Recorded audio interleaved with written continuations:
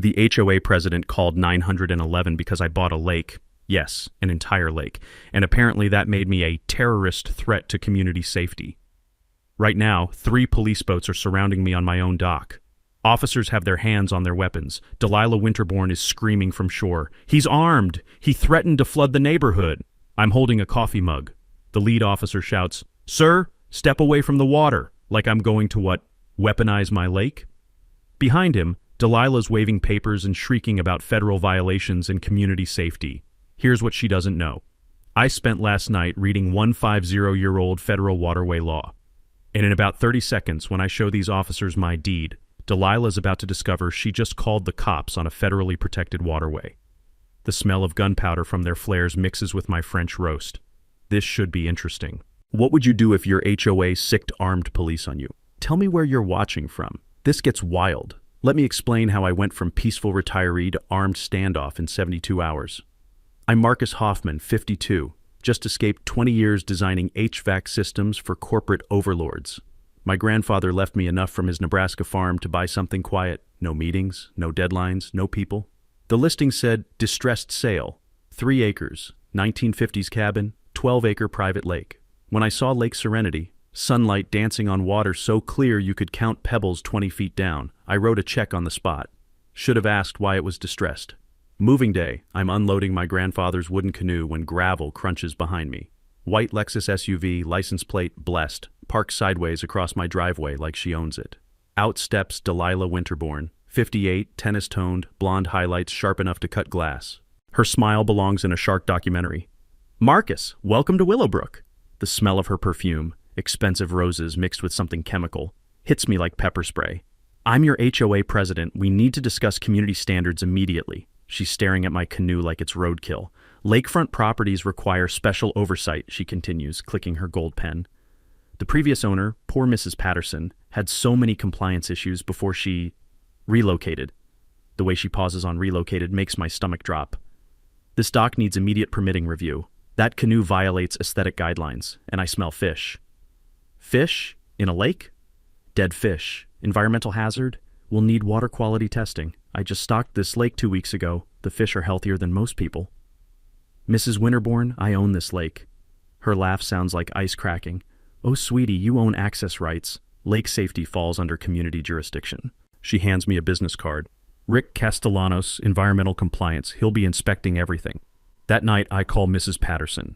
She's in assisted living now, voice shaky. "They said the lake was contaminated. Made me pay for tests every month. When I couldn't afford it anymore, they said I was endangering children. I couldn't fight anymore." Day 3. Certified letter waiting on my doorstep. Emergency violation notice. Unauthorized watercraft storage, $500. Unpermitted structural modifications, $500. Environmental hazard creation, $750. Total, $1,750. Payment due in 48 hours or legal action will commence. My hands shake reading it. $1,800 for owning a canoe. I call the HOA hotline.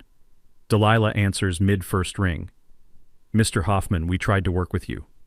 "Work with me? You fined me for fish existing."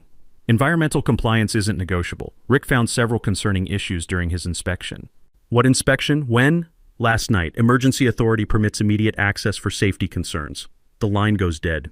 I check my security cameras. Timestamp shows Rick and another man on my dock at 2 a.m. taking water samples and photographing my canoe.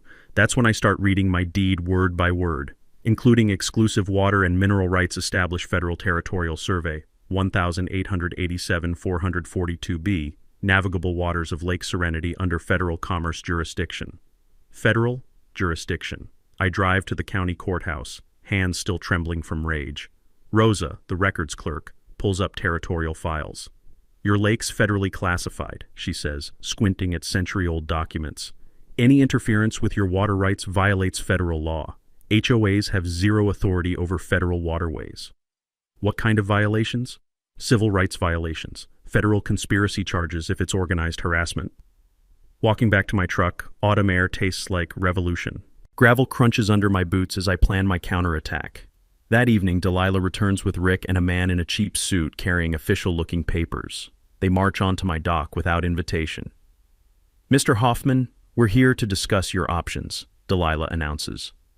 Rick's environmental report shows serious contamination issues. The lake needs immediate remediation. Estimated cost, $40,000. Rick nods gravely. Might be easier to just sell to someone who can handle the liability. I look at these three vultures circling my dream and smile. Actually, I've got a better idea. The next morning, I wake up to the sound of chainsaws. It's 6 a.m. Through my bedroom window, I see Rick and two other guys cutting down the massive oak tree on the property line, the one that shades half my dock during afternoon fishing. I throw on clothes and run outside. What the hell are you doing? Rick doesn't even look up from his chainsaw. Emergency tree removal. HOA voted last night. Safety hazard, could fall on community property. That tree's been there for 60 years. Exactly. Overdue for removal. The smell of sawdust and diesel exhaust fills the morning air. My beautiful, quiet lake sounds like a construction site. I call the sheriff. Busy signal. Call again. Finally get through to dispatch. Ma'am, they're destroying a 60-year-old oak tree without my permission. Sir, if it's on the property line and they have HOA authorization. They don't have authorization to touch my tree. You'll need to resolve that through civil courts, sir. We don't handle property disputes. By the time I hang up, they've cut the main trunk. 60 years of growth crashing into my lake, sending waves across the water that scatter every fish for miles. I take photos, video, measurements, document everything. But the damage is done. That evening, Delilah shows up with paperwork. Sorry about the confusion this morning. Tree removal was scheduled, but we forgot to notify affected residents. She hands me a bill. Your portion of the removal cost, $3,200. My portion? You destroyed my tree. Actually, survey shows the tree was 6 inches onto HOA common property. All residents share maintenance costs for common areas. I grab the survey she's waving. It's dated yesterday. Fresh ink. Suspiciously precise measurements. This survey is bullshit. Language, Mr. Hoffman. There are children in this neighborhood. That's when I noticed the mini twist. While I was arguing about the tree, Rick was taking water samples from where the oak fell into my lake. What's he doing? Testing for contamination. Fallen trees can disrupt lake ecology. If we find problems, environmental remediation becomes your responsibility as Waterway owner. The trap clicks into place. They create the contamination, then charge me to fix it. You contaminated my own lake to frame me. Delilah's smile could cut steel. Mr. Hoffman, we're simply following environmental protocols. Can't be too careful with water safety. After they leave, I call Agent Morgan. They're manufacturing evidence, I tell her. Cut down my tree, dropped it in the lake. Now they're testing for contamination they created. Do you have proof the contamination is artificial? Just common sense. Lake was pristine yesterday. Mr. Hoffman, we need more than common sense for federal charges. Get me documentation. I hang up feeling defeated. They're always one step ahead. But that night I remember something. My grandfather taught me about water testing when I was 12. Farm ponds, irrigation systems, livestock safety. I still have his old test kit in the garage. I sneak out at midnight, take baseline water samples from 3 locations, where the tree fell, upstream and downstream. The water chemistry tells the story. Elevated tannins and bark debris near the fallen oak, but nothing toxic. Natural decomposition, not contamination. I email the results to Agent Morgan with timestamps and GPS coordinates. Her response comes back in an hour. Excellent work. This shows their contamination is normal tree debris. Keep documenting. Next morning, Rick returns with official-looking equipment. Water quality inspection, Mr. Hoffman. Standard procedure after environmental disruption. I watch him work, taking notes on everything. He's using cheap pH strips instead of proper chemical analysis. His official testing kit looks like something from a high school chemistry set. But here's where I spring my counterpunch. Rick, what's your EPA certification number? He freezes mid-sample. My what? Environmental consultants need EPA certification for water quality testing. What's your number? We work through licensed laboratories. Which laboratory? What's their certification? The sweat beading on his forehead has nothing to do with the morning heat. Well, look, this is just preliminary testing. On a federally protected waterway without proper credentials, that's a federal crime. I pull out my phone and start recording. For the record, can you state your name and EPA certification number? Rick packs up his fake equipment and leaves without another word. That afternoon, Janet Morrison calls again. Marcus, 3 more neighbors want to meet. Delilah's been threatening everyone. We're ready to fight back. The revolution is spreading. The secret meeting happens in Janet's yoga studio after hours. 5 neighbors show up, all looking like they're planning a prison break. There's Harold from accounting. thin, nervous, keeps checking his watch. Rosie, retired teacher, brings homemade cookies and a binder full of HOA violations. Tom and Linda from the corner house arrive separately, like they're afraid to be seen together. Delilah's been systematically targeting anyone who questions her authority, Janet whispers, even though we're behind closed doors. The studio smells like lavender and rebellion. Harold clears his throat. She's been skimming from the HOA funds. I've been tracking it for months. Small amounts but consistent. Payments to Rick's consulting company that don't match any approved work orders. How much? I ask. $47,000 over 2 years. The room goes silent except for the hum of Janet's space heater. Rosie opens her binder. Violation notices, all suspicious. Mrs. Patterson got 17 citations in 6 months before selling. The Johnsons next to you got 12 before they moved. Always the same pattern, small violations escalating to impossible fines. Tom finally speaks up. She threatened my landscaping business, said she'd spread rumors about shoddy work if I didn't give her friends and family pricing on community projects. What kind of projects? I ask. Rick's projects, driveway repairs, tree removals, property assessments, all overpriced, all unnecessary. Linda nods. They tried the same thing with our retirement party last year. Rick claimed our outdoor lighting violated dark sky ordinances. Wanted $3,000 to retrofit lights we'd had for 10 years. I'm starting to see the bigger picture. This isn't just about my lake. It's an organized shakedown operation. We need evidence, I say. Real documentation. Harold pulls out a USB drive. I copied all the financial records before they locked me out of the system. Payments to shell companies, inflated vendor invoices, unauthorized expenses. That's when my phone buzzes. Text from unknown number. Stop the meeting or we call code enforcement about illegal commercial use of residential property. I show everyone the message. Janet's face goes white. How do they know we're here? Tom points to the window. Across the street, Rick's pickup truck, headlights off but engine running. Someone's watching us through binoculars. We're being surveilled, I realize. This is bigger than HOA harassment. This is organized crime. The next morning, I wake up to find my water line cut, not broken, surgically severed with clean cuts, right where it enters my house. There's a note zip-tied to the pipe. Water contamination risk. Service disconnected pending environmental clearance. I call the water department. Sir, we didn't authorize any disconnection at your address. Someone cut my line and left a fake notice. That's vandalism and fraud. File a police report. This time, Deputy Williams takes it seriously. Mr. Hoffman, this escalated from trespassing to property destruction. That's felony territory. While he's documenting the damage, my neighbor Bob from across the lake waves me over. 60-year-old retired electrician, been here since the community started. Marcus, you need to know something. That tree they cut down, it wasn't diseased. I climbed it myself last month to install a bird feeder, solid as granite. Can you testify to that? Son, I'd testify against Delilah in hell if it meant getting my neighborhood back. That afternoon, Agent Morgan calls.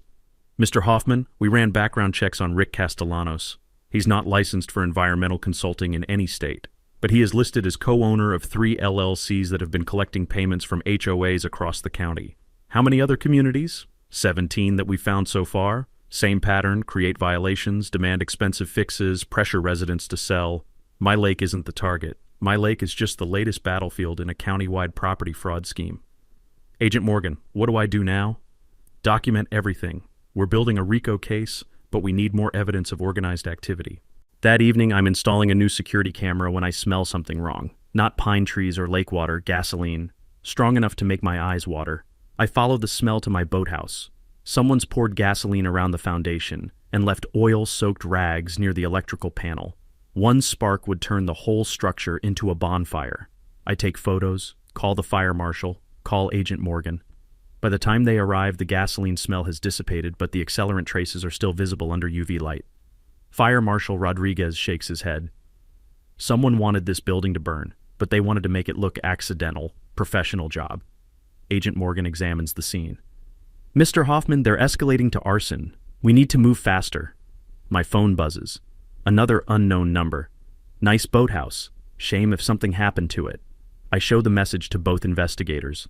The fire marshal's radio crackles with another call. House fire on Maple Street. Possible arson. That's Tom's house, I realize. The landscaper from our meeting. Tom's house is still smoking when I arrive. Fire trucks everywhere, red and blue lights painting the neighborhood like a crime scene. The smell of charred wood and melted plastic hangs heavy in the October air. Tom stands in his driveway holding a coffee mug, staring at what used to be his garage. His landscaping truck, his livelihood, is a twisted metal skeleton. Started in the electrical panel, Fire Marshal Rodriguez tells me quietly. Same accelerant pattern as your boathouse, but this time they finished the job. Tom sees me approaching. They called 20 minutes before the fire, said this was a warning about community cooperation. Who called? Delilah. Said the HOA board voted to revoke my landscaping contract for unreliable service. Then she hung up. 15 minutes later, my garage exploded. Agent Morgan arrives as the fire trucks are packing up. She examines the electrical panel, takes photos of burn patterns, interviews Tom about the threatening call. This is domestic terrorism, she tells me. They're using arson to intimidate federal witnesses. But here's the mini twist I didn't see coming. While we're focused on Tom's fire, Delilah's making her real move. I get home to find county officials posting notices on every tree around my lake. Environmental hazard zone, no public access. Official letterhead, official stamps, official-looking everything. The lead inspector, a tired man named Peterson, hands me a clipboard full of forms. Mr. Hoffman, we received reports of contaminated water and unsafe structures. Until environmental assessment is complete, this area is under county quarantine. Who filed the report? Anonymous tip through our environmental hotline, but the evidence package was very thorough. He shows me a 3-inch binder. Water test results showing dangerous bacteria levels, structural engineering reports claiming my dock is imminent collapse risk, environmental impact studies proving my lake threatens groundwater for the entire community. Every single document is professionally formatted, officially stamped, and completely fabricated. These are fake, I tell Peterson. Sir, these came through proper channels with proper certifications. Until you can provide counter-evidence, the quarantine stands. The beautiful irony hits me. They're using fake federal authority to block real federal authority. I call Agent Morgan. They've quarantined my entire lake based on forged environmental reports. Do you have the original water samples from your grandfather's test kit? Yes, but get them to an independent lab immediately. We need certified analysis to counter their fake reports.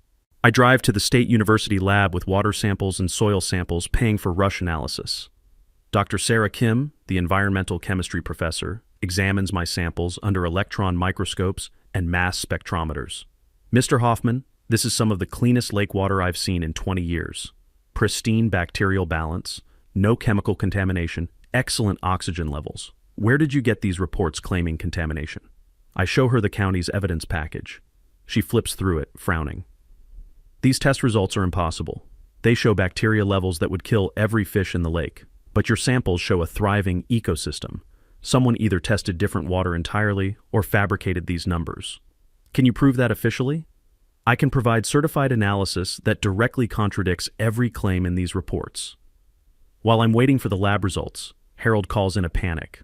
Marcus, they're auditing my taxes. IRS showed up at my house with boxes of documents claiming anonymous tips about unreported income.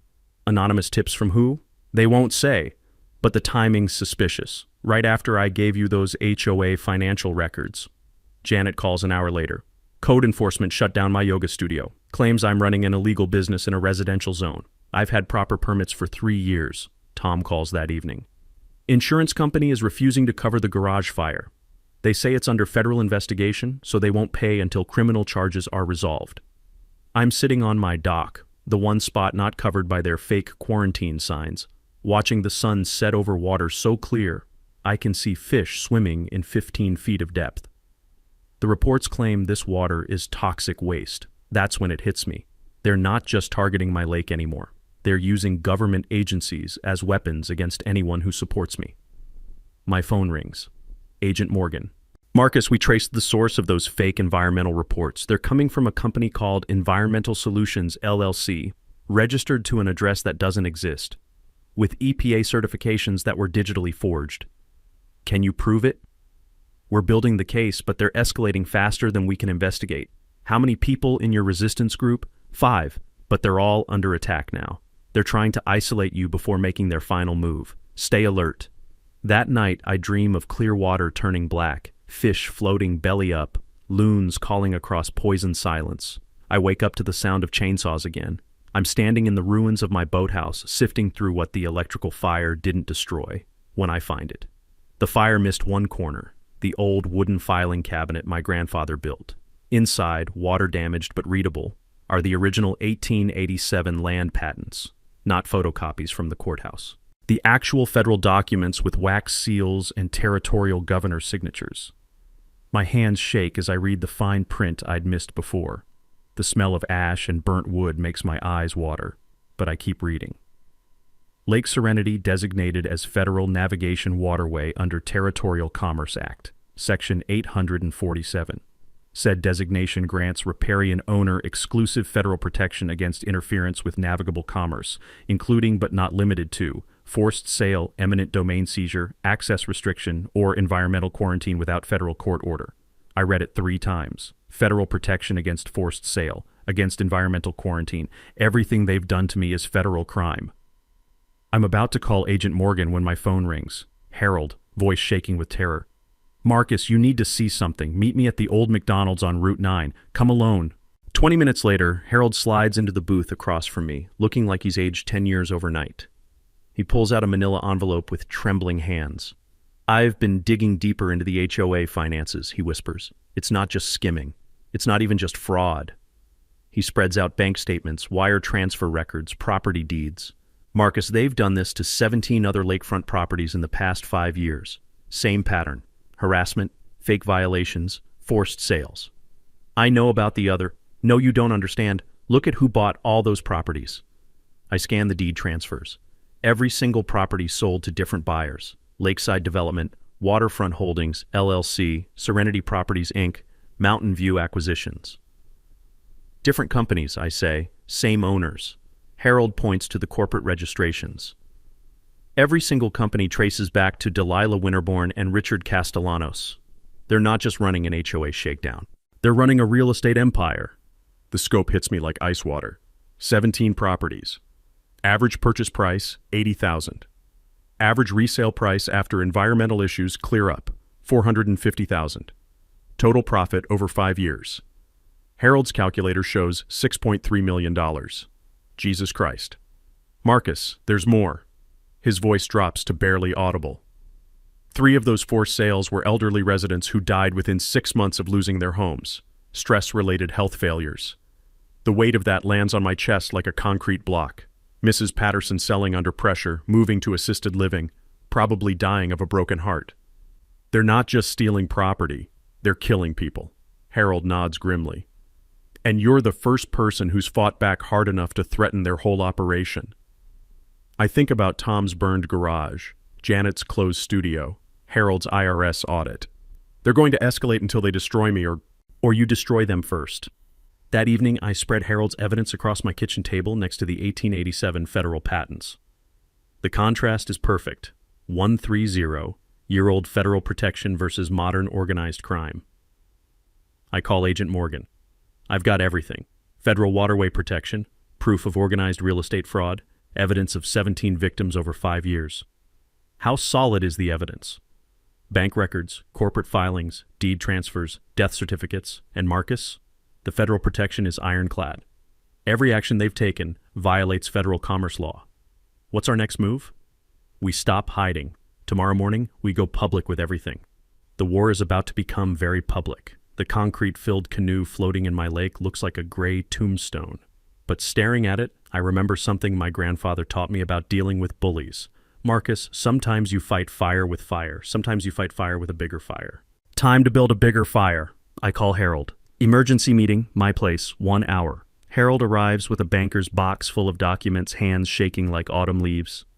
Marcus, I've been up all night copying everything before they lock me out completely. What I found... Jesus. Janet shows up with her yoga mat bag, but instead of workout clothes, she's packed flyers and a portable printer.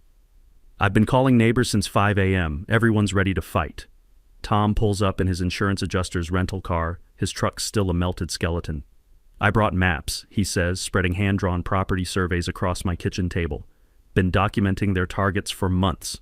The smell of Harold's nervous sweat mixes with Janet's lavender oil and the lingering ash from my boathouse. My living room has become resistance headquarters. Show me what you found, I tell Harold.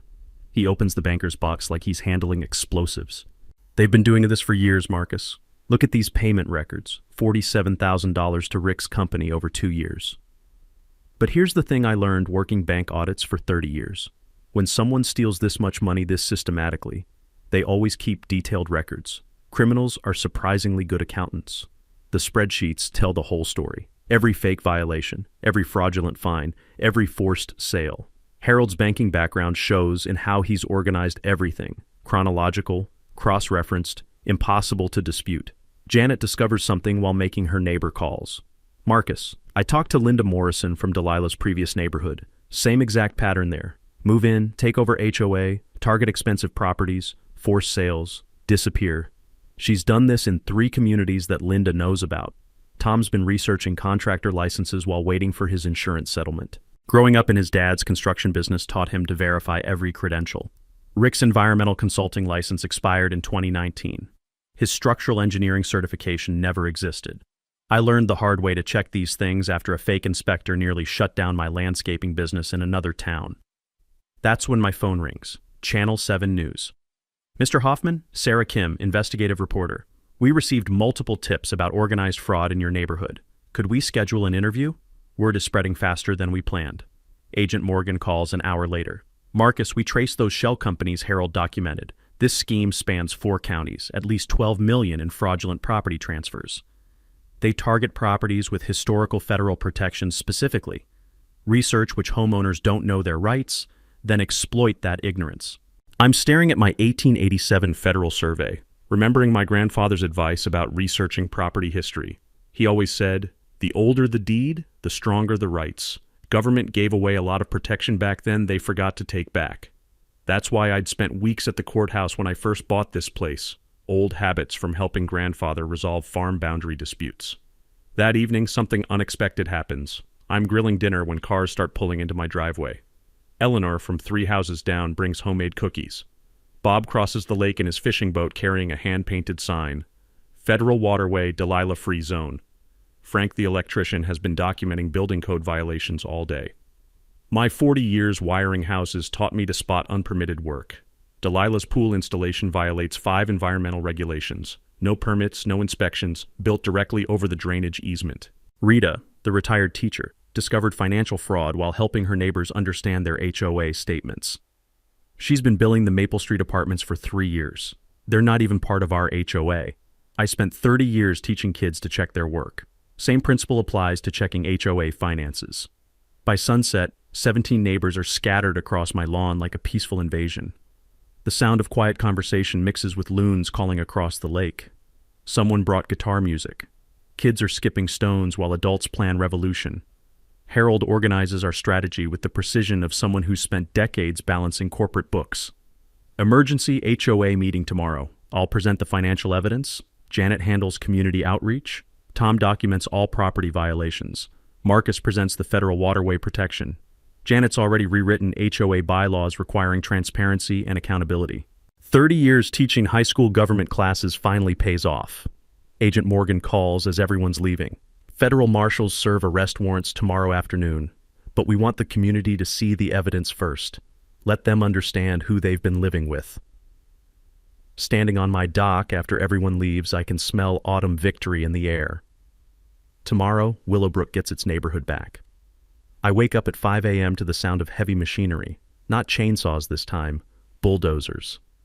Through my bedroom window, I see Rick operating a massive excavator digging trenches across the road leading to my property. Behind him, 3 county trucks are installing concrete barriers and road closed, environmental hazard signs. They're literally isolating me from the world. I throw on clothes and run outside. The smell of diesel exhaust and churned earth fills the morning air. My beautiful lake view now includes industrial earth-moving equipment destroying everything in sight. Rick! What the hell are you doing? He doesn't shut off the engine, just yells over the noise. Emergency utility work. Contaminated groundwater requires immediate isolation. A county supervisor in a hard hat approaches me with official paperwork. Mr. Hoffman, environmental protection requires cutting access until hazmat teams can assess contamination levels. Contamination from what? Your lake, sir. Test results show dangerous bacteria levels requiring immediate quarantine. I pull out my phone and show him Dr. Kim's university lab results, the ones proving my water is pristine. These are certified lab results showing zero contamination. He barely glances at my phone. Sir, County Health Department trumps private testing. This is public safety. That's when I notice the mini twist. While I'm arguing with the supervisor, Rick's excavator isn't just blocking the road. He's digging toward my lake, creating a drainage channel that will empty my water into the storm system. You're not isolating contamination, I realize. You're draining my lake. Rick's grin is visible even from 50 yards away. I call Agent Morgan immediately. They're draining Lake Serenity under fake environmental emergency authority. Are they on your property? The drainage channel crosses my boundary line. That's destruction of federal waterway infrastructure. I'm sending marshals now. But now means 20 minutes. In 20 minutes, Rick can drain half my lake. I grab my grandfather's surveying equipment from the garage, tools I learned to use helping him resolve farm boundary disputes. I've got GPS coordinates for every property marker, every easement, every federal boundary. I march up to Rick's excavator with my surveying transit and start shooting precise measurements. The drainage channel he's digging crosses into federal waterway jurisdiction by exactly 47 feet. Rick, I yell over the engine noise, you're violating federal waterway boundaries. He shuts off the excavator. The sudden silence feels like held breath. What boundaries? I show him the 1887 federal survey map with GPS coordinates. This drainage work crosses federal jurisdiction by 47 feet. That's destruction of navigable waterway infrastructure. The county supervisor examines my survey equipment, clearly recognizing professional-grade instruments. Sir, where did you get these measurements? 30 years helping my grandfather resolve property disputes. Every boundary marker on this property is GPS coordinated to federal standards. That's when sirens start wailing in the distance. 2 federal marshal vehicles roar up my driveway, followed by Agent Morgan and an EPA enforcement team. The smell of rubber and dust fills the air as they brake hard near Rick's excavator. Agent Morgan steps out carrying a federal court injunction. Richard Castellanos, you're in violation of federal waterway protection statutes. Cease all excavation immediately. Rick climbs down from his machine, face pale as concrete. I'm following county orders. County has no authority over federal waterways. This drainage work constitutes destruction of federal infrastructure. The EPA agent examines Rick's drainage channel with professional instruments. This would have drained approximately 60% of lake volume within 3 hours. Classic environmental sabotage pattern. But here's where they spring their counterattack. The county supervisor pulls out his radio and calls for backup. We need Sheriff's Department assistance. Federal agents are interfering with emergency environmental protection. Within minutes, 3 sheriff's cruisers arrive. Suddenly, my property becomes a jurisdiction standoff. Federal marshals versus county sheriff, EPA agents versus county environmental officers. Sheriff Morrison, a man I've never met, approaches Agent Morgan. Ma'am, county has legal authority over environmental emergencies. Your federal agents need to stand down. Sheriff, this is federally protected waterway. County has no jurisdiction. County attorney says otherwise. Agent Morgan pulls out her phone and makes a call. 2 minutes later, she hands the phone to Sheriff Morrison. Federal prosecutor wants to speak with you. I watch Morrison's face change as he listens. His confident authority melts into worried confusion. Yes, sir. Yes, I understand. Federal jurisdiction confirmed. He hands the phone back to Agent Morgan, then turns to the county supervisor. Pack it up. We're done here. As the county trucks retreat, Rick makes one final desperate move. He climbs back into his excavator and tries to finish the drainage channel before marshals can stop him.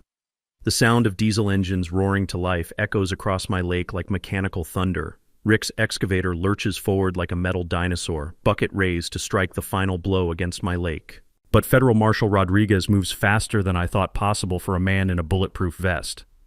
Federal agents, shut down that equipment immediately. Rick keeps digging. The sound of metal tearing earth echoes across the water as lake water starts trickling into his drainage channel. Rodriguez draws his sidearm.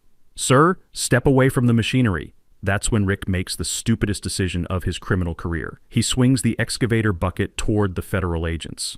3 marshals tackle him simultaneously. The excavator engine dies with a mechanical wheeze, leaving only the sound of handcuffs clicking and Rick screaming about constitutional rights. Agent Morgan examines the drainage damage. He got about 30 feet of channel dug. Lake's holding steady, but this was designed to drain the entire waterway within hours. I'm documenting everything with my phone when it rings. Delilah, voice shaking with rage. Marcus, You've made a terrible mistake. This isn't over. Actually, it is. Rick's in federal custody for destroying navigable waterway infrastructure. Rick was following county orders. You're the one breaking federal law by harboring environmental hazards. What environmental hazards? Check your email. I hang up and open my phone. New message from Environmental Protection Services with official-looking attachments. Water analysis showing my lake contains deadly E. coli bacteria. Structural engineering reports claiming my dock is imminent collapse hazard. Soil contamination studies proving my property threatens groundwater for 3 counties. Every single document looks professionally formatted with government letterhead, official stamps, and certified signatures. Agent Morgan reads over my shoulder. These are incredibly sophisticated forgeries, professional-grade document fraud. Can you prove they're fake? We'll need to trace the digital signatures and cross-reference the certification numbers. That takes time. But I remember something from my grandfather's stories about fighting the county over farm drainage rights. He always said, when they bring you fake papers, you bring them real lawyers. I call the number listed on the environmental reports. A professional-sounding woman answers, Environmental Protection Services, how may I help you? I'd like to verify some test results for Lake Serenity, Willowbrook Estates. Certainly, sir. Reference number? I read the number from the fake report. I'm sorry, sir, that reference number doesn't exist in our system. Could you check again? This is an official environmental hazard report. Sir, our company doesn't provide environmental testing services. We're a document printing company in Buffalo. I put the call on speaker so Agent Morgan can hear. Her smile could power the neighborhood. That afternoon, everything escalates simultaneously. Channel 7 News arrives with cameras just as Delilah pulls into my driveway driving a county environmental enforcement vehicle she's somehow commandeered. Reporter Sarah Kim starts interviewing me about federal waterway protection, while Delilah marches up my driveway shouting about media interference with environmental emergency response. Mr. Hoffman, Sarah asks, how does it feel to discover your property has federal protection against HOA harassment? Before I can answer, Delilah interrupts. This man is harboring deadly bacteria that threaten every child in this neighborhood. The media needs to evacuate immediately. Sarah turns her camera toward Delilah. Ma'am, could you state your name and title for our viewers? Delilah Winterborn, HOA President and Emergency Environmental Coordinator. This property contains dangerous contamination requiring immediate federal intervention. What's your environmental certification number? Delilah freezes like a deer in headlights. Agent Morgan steps into camera view. Ma'am, there's no such thing as Emergency Environmental Coordinator, and the contamination reports you filed contain forged federal signatures. That's not true. Rick provided certified analysis. Richard Castellanos is currently in federal custody for environmental terrorism and document fraud. The moment Delilah realizes she's being recorded confessing to federal crimes on live television is beautiful. Her face cycles through shock, rage, and pure panic in about 3 seconds. Sarah Kim, sensing blood in the water, presses harder. Mrs. Winterborn, how do you respond to allegations that you've systematically defrauded elderly homeowners across multiple communities? This interview is over. Delilah tries to grab the camera. That's when Federal Marshal Rodriguez reappears.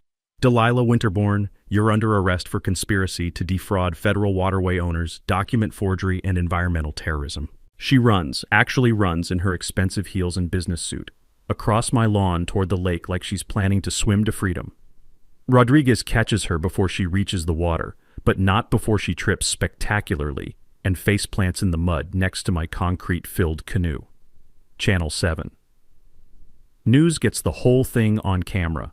The sound of handcuffs clicking mixes with loons calling across the water and neighbors cheering from every yard. After months of terror, Willowbrook is finally free, but as they load Delilah into the federal vehicle, she screams one last threat. The emergency HOA meeting is still tonight. This community will vote you out. Even in handcuffs, she's still trying to win. The emergency HOA meeting happens in the Willowbrook Community Center at 7 p.m. Every seat is packed, standing room only, with neighbors I've never seen before emerging from every corner of the subdivision. The smell of coffee and tension fills the air. Harold sits at the front table with his banker's box of evidence, hands steadier than I've seen them in months. Janet's got a projector connected to her laptop, ready to display financial records for everyone to see. But here's the problem. Delilah's still technically HOA president, even from federal custody. And her supporters, the ones who've been silent through months of harassment, are here in force. Mrs. Kransky from the corner house stands up first. This meeting is illegal. Our president is being held on trumped-up federal charges. We need to postpone until proper legal representation. Sit down, Margaret. Eleanor's voice cuts through the room like a blade. We've been waiting 5 years to have this conversation. Bob pounds his fist on the table. Order. Harold called this meeting citing financial irregularities. Let him present the evidence. Harold stands up, voice shaking but determined. Ladies and gentlemen, I've been your treasurer for 3 years. What I discovered will shock you. He starts with the projector, showing bank statements on the wall where everyone can see. In 2 years, Delilah authorized $47,000 in payments to Richard Castellanos for environmental consulting. Here's what those consultations actually bought. The screen fills with Harold's spreadsheet, fake contamination reports, fraudulent structural assessments, forged environmental permits. Each line item shows exactly how HOA money paid for fabricated evidence to terrorize homeowners. Murmur turns to outrage as neighbors realize they've been funding their own oppression. Tom stands up next. She didn't just steal money, she destroyed lives. Mrs. Patterson sold her home for half its value based on fake contamination reports we paid for. Martha Fleming died 6 months after Delilah forced her out. Mrs. Kransky tries to interrupt. These are serious accusations without proof? I stand up, holding the 1887 Federal Survey. Here's proof. My lake has federal waterway protection dating back to territorial days. Every violation Delilah filed against me violates federal law. Every fine was illegal. Every threat was federal crime. That's when the doors open and Agent Morgan walks in with 2 federal marshals. The room goes dead silent.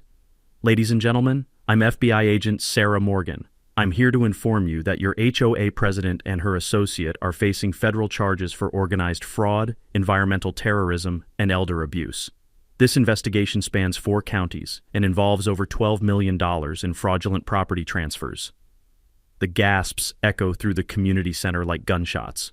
Agent Morgan continues, We've identified 17 victims across multiple communities. 3 elderly residents died within months of being forced from their homes through harassment and fraudulent violations. Mrs. Kransky's face has gone pale as paper. This can't be true. Harold projects the final evidence. Corporate documents showing Delilah and Rick own shell companies that bought every property they forced into sale, then resold for massive profits. Margaret, Eleanor says quietly, they weren't protecting property values. They were stealing properties. The room erupts, neighbors shouting, some crying, everyone talking at once. 5 years of suppressed anger exploding simultaneously. Bob pounds the table again. Order, we need a vote. Janet stands up with a prepared motion. I move for the immediate resignation of all current board members and emergency election of new leadership with proper financial oversight. Seconded comes from 12 voices simultaneously, but Mrs. Kransky makes one last desperate play. You can't vote without proper notice. Parliamentary procedure requires. That's when Channel 7's cameras start rolling. Reporter Sarah Kim has been filming through the windows, and now she's walking into the meeting with her crew. Mrs. Kransky, Sarah says, microphone extended, how do you respond to allegations that you knew about the fraudulent violations and helped cover them up? Margaret freezes like a rabbit in headlights. I never. This is harassment. Agent Morgan steps forward. Ma'am, we have documented evidence of your involvement in several fraudulent violation proceedings. You'll need to come with us for questioning. As federal agents escort Mrs. Kransky outside, the community center erupts in applause. 5 years of fear and oppression ending with the sound of handcuffs and justice. Bob calls for the vote. All in favor of removing the current board and establishing new leadership? 43 hands shoot up simultaneously. Only 2 abstentions. People too shocked to move. Eleanor stands up, voice strong despite her 78 years. I nominate Harold for treasurer, Janet for secretary, and Marcus for president. I don't want to be president, I say quickly. I just want to fish in peace. Bob grins. Then I nominate you for waterway protection officer. First position of its kind in HOA history. The vote is unanimous. As we're filing out, Agent Morgan pulls me aside. Marcus, this is the largest HOA fraud case in FBI history. You just helped us dismantle an organized crime operation. Walking home under stars reflecting on my lake, I can finally smell freedom in the autumn air. 6 months later, I'm sitting on my rebuilt dock watching the sunrise paint Lake Serenity gold. The water is so clear I can see bass swimming 20 feet down, completely unbothered by the kayakers from the new community recreation program. Delilah got 7 years in federal prison. Rick got 5 years plus restitution payments that'll keep him broke until he's 70. Mrs. Kransky pled guilty to conspiracy charges and got 2 years probation. Turns out she was just scared, not evil. The HOA recovery was swift and satisfying. Harold's forensic accounting recovered $31,000 in stolen funds, which we used to install proper playground equipment and repair the roads Delilah had neglected while paying Rick's fake consulting fees. Janet transformed from yoga instructor to community organizer, establishing transparency requirements that make our HOA budget more public than most city governments. Every expenditure over $50 requires homeowner approval. No more blank checks for tyrants. Tom rebuilt his landscaping business and now maintains our common areas for actual fair market rates. His garage fire insurance settlement let him buy better equipment, and the publicity from Channel 7's investigative series brought him customers from 3 counties. Eleanor became our unofficial neighborhood historian, documenting the stories of families Delilah destroyed so this never happens again. She's working with the county to establish support services for elderly residents facing HOA harassment. The best part? We discovered my lake wasn't unique. The county contains 17 other properties with similar federal waterway protections, knowledge that's already helped 3 other homeowners fight bogus HOA violations.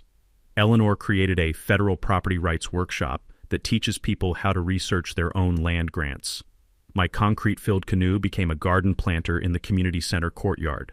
Kids use it for hide and seek, while their parents attend HOA meetings where actual democracy happens. The federal investigation expanded beyond Willowbrook. Agent Morgan's team identified 43 victims across 6 counties, recovering over $8 million in fraudulent property transfers. The case study is now taught at FBI training academies as an example of organized real estate fraud, but the real victory is smaller and more personal. Mrs. Patterson moved back to Willowbrook. The stress-related health problems that forced her into assisted living disappeared once she was home near the lake. She tends the community garden now and teaches children about local wildlife. Martha Fleming's family sued Delilah's operation for wrongful death. The settlement funded a scholarship program for students studying environmental law, ensuring future lawyers understand how federal protections work. Last month, we had our first annual Federal Waterway Festival. Families from across the county came to learn about property rights, enjoy clean lake swimming, and celebrate the power of community organizing. The smell of barbecue and the sound of children's laughter replaced years of tension and fear. I established the Lake Serenity Veterans Retreat Program using money from my federal lawsuit settlement. Combat veterans dealing with PTSD spend weekends here learning to fish, processing trauma in peaceful surroundings, and discovering that sometimes fighting back against bullies is the best therapy. Harold leads financial literacy workshops for seniors, teaching them to recognize HOA fraud and document violations properly. His banker's precision makes him perfect for helping elderly residents protect their homes. The community garden produces vegetables that feed 12 families year-round. Tom's landscaping expertise transformed unused common areas into productive green space that actually brings neighbors together instead of dividing them. Channel 7's documentary about our case won a regional Emmy. Sarah Kim visits occasionally to check on our progress and has become unofficial media advisor for other communities fighting HOA corruption. My morning fishing routine resumed without concrete-filled canoes or surveillance cameras. The sound of loons calling across calm water has replaced the diesel roar of excavators and chainsaws. Peace tastes better when you fought for it. The federal government designated Lake Serenity as a protected historical waterway park, ensuring no future HOA can threaten it. My property became part of environmental education programs teaching children about water conservation and federal land protection. But sitting here watching sunrise reflect off clear water, remembering the terror and triumph of the past year, I realize the real lesson isn't about federal law or HOA fraud. It's about what happens when ordinary people refuse to accept injustice and fight back with knowledge, community, and stubborn determination. What's your HOA nightmare story? Drop a comment below. You might have more legal protection than you realize. And hit that subscribe button if you want to see more David versus Goliath victories where the little guy wins with the right knowledge and strategy. Sometimes the best defense against petty tyrants isn't backing down. It's knowing the law better than they do. That's a wrap for today's episode on HOA Stories. If you enjoyed watching Karma in action, smash that like button, comment your thoughts, and let us know if you've dealt with HOA madness too. Subscribe so you won't miss the next HOA meltdown we post.